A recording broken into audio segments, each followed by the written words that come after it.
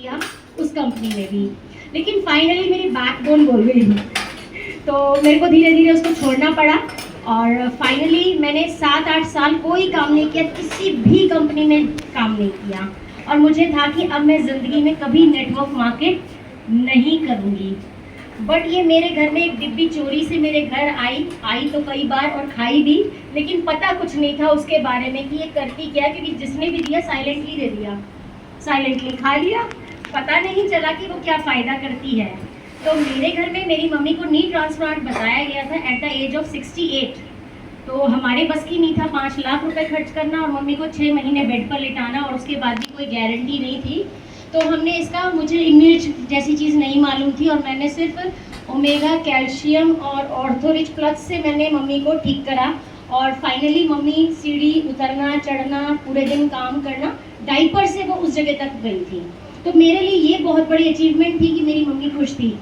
तो मैंने यहाँ ना पैसे के लिए काम किया ना कुछ, सिर्फ मम्मी की खुशी के लिए मैंने यहाँ पर देखा, खाया पिया, ठीक हो गए और साइलेंट हो गए, शांति रखी है। मठारू जी के सेशंस अटेंड करती, क्योंकि सेशन अटेंड करना मुझे बहुत अच्छा लगता है। ये सब जानते हैं, मतलब मेरे को सीखना बहुत अच्छा लगता है, नई नई बातें जानने में मेरी बहुत रुचि रहती है। तो सेशंस जब मैं अटेंड करती थी विद कॉपी पेंसिल ही करती थी, बिना उसके मैं कभी सेशन अटेंड नहीं करती थी। और वहाँ सेशन अटेंड करें वो कभी कभी होते हैं, तो यदि संडे को होते तो मैं नहीं आती थी। फाइनली अभी लास्ट ईयर मेरे बेटे को 2 तरीके का थायराइड एनालाइज हुआ, और सबसे बड़ी बात है कि वो अभी बहुत यंग है, मात्र 23 इयर्स का था। और मुझे डर लगा कि इसको अभी से ही यदि मैं टैबलेट अंग्रेजी दवाई खिलाऊंगी तो ये तो सारी ज़िंदगी खाएगा, ठीक ही नहीं होगा कभी। और उसके साथ साथ फैटी लिवर मुझे भी था और उसे भी था। मेरे तक तो मेरे को मैंने ठीक कर लिया, लेकिन उसको कैसे ठीक कराऊँ। तो ऐसी सेशन में लाई थी उसको, सर से बात कराई थी, और उसका फिर से ट्रीटमेंट मैंने शुरू किया था। और मेरे बेटे को थायराइड नहीं है, उसकी report last to last week दोनों तरीके का थायराइड नॉर्मल है। मेरे बेटे को IBS भी था, ये जो भी आंतों की बीमारी बताई थी वो भी था, कि खाने की प्लेट से वो फ्रेश होने जाता था बार बार, उसे देखकर बड़ा दुख होता था, और वो चाहता था अपनी मसल्स बनाना। अब मैं ऐसे में क्या कर सकती हूँ उसको हेल्प, तो धनवंतरी ही एक मेरे पास सोल्यूशन था, और उस सोल्यूशन से भी मैंने उसको पार किया। और मुझे संजय सर ने ही एडवाइस किया कि उसे क्या क्या देना चाहिए, और नो डाउट कि उसे पहली डोज से ही फ़ायदा होना शुरू हो गया। तो ये होता है रिजल्ट होना, बिजनेस। नो डाउट कि जब एक अच्छी चीज़ आपके पास है तो आपका दिल करता है कि आप लोगों को बताएं। मैं कहती हूँ मैं कमाने नहीं आई, मगर यहाँ पर एक अचीवर बन गई। मैंने नहीं सोचा था कि मैं यहाँ अचीवमेंट करूँगी, मैं यहाँ पर माइक पकड़ूंगी, लेकिन मैंने किसी जगह एक बहुत अच्छा एक सेशन कंडक्ट किया था, लगभग हो गए 10 महीने। लेकिन मैं सोच रही थी कि मैं तो सब भूल चुकी होंगी। लेकिन जब आप लोगों से प्यार करते हैं और लोगों को, जिनको आप प्यार करते हैं, तो उनको प्यार जाहिर भी करते हैं, कैसे कि वो ठीक हो जाएं। ये आपका पहला मकसद होता है। यदि वो ठीक हो गया तो आपको क्या लगता है कि वो आपको क्या देगा? है ना, ब्लेसिंग्स देगा। और ब्लेसिंग्स का मतलब क्या होता है? क्या वो खरीदी जा सकती हैं? आप यहाँ पर वो पाते हैं जो आप सोच भी नहीं सकते।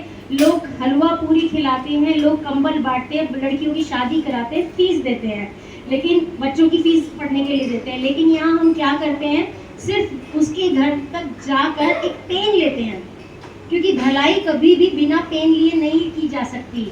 तो कम आउट एंड शेयर। यदि आप सच में उससे कंसर्न करते हैं, मेरे पास ऐसे बहुत सारे लोग हैं जिनसे मुझे कंसर्न नहीं है, मगर आज वो मेरी टीम का हिस्सा है, लेकिन मुझे उनसे कंसर्न है कि मैं उनके पास खड़े होकर रोई थी उनके घर की बीमारियों को देखकर। तो मुझे लगा कि ये मेरी एक जिम्मेदारी बनती है कि यदि मुझे पता चल चुका है तो मैं ज़्यादा नहीं तो मैं जितना कर सकती हूँ उतना मैं लोगों तक इसे ज़रूर पहुँचाऊँ। मानेगा तो ठीक, नहीं मानेगा तो कोई बात नहीं, मेरा तो कुछ नहीं गया। मैं उससे मिल आई, और सब कहते हैं चाय पीने जाएंगे, मगर हम चाय पी कर आते नहीं हैं, ग्रीन टी पिला कर आते हैं लोगों को, और वो मैं भी करती थी। और सबसे बड़ी बात, नेटवर्क मार्केट में जिसने फन नहीं किया, जिसने यहाँ पर मज़े नहीं लिए डोसे के और अलग अलग तरीके के खाने के, घूमने के, उसने नेटवर्क मार्केट में कुछ नहीं किया। क्योंकि मैं जानती हूँ नेटवर्क मार्केट बना, नौकरी कर लो, यदि बोरिंग तरीके से करनी है तो नौकरी करो, लेकिन यहाँ पर आप उछलते कूदते नाचते गाते, और सबसे बड़ी बात है आपको ये माइक मिलता है। आज जो भाई बिल्कुल नया भाई आया जिसे कुछ नहीं मालूम था, उसे पहले दिन ही स्टेज मिल गया। लोग तरसते हैं स्टेज के लिए, क्योंकि शादी के टाइम में मिलता है ना सर। तो इसका मतलब है कि हम वो सब कुछ जो शायद आज हमारी सोच से बहुत दूर जा चुका है, जो हम कभी इमेजिन नहीं करेंगे।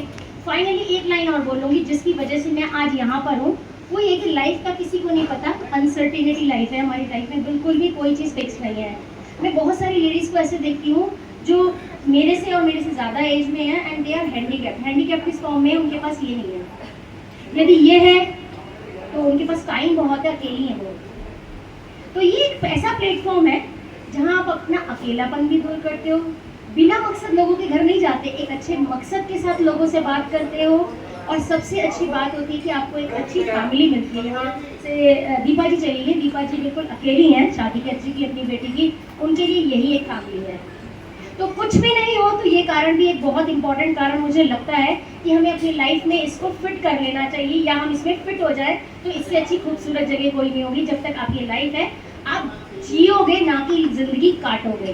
तो जिंदगी जीने का नाम है, हर दिन जियो और बार बार जियो। शुक्ला जी कहते हैं मैं एक दिन में 1000 बार जीता हूँ, तो 100-200 बार तो मैं भी जीती हूँ। Thank you so much.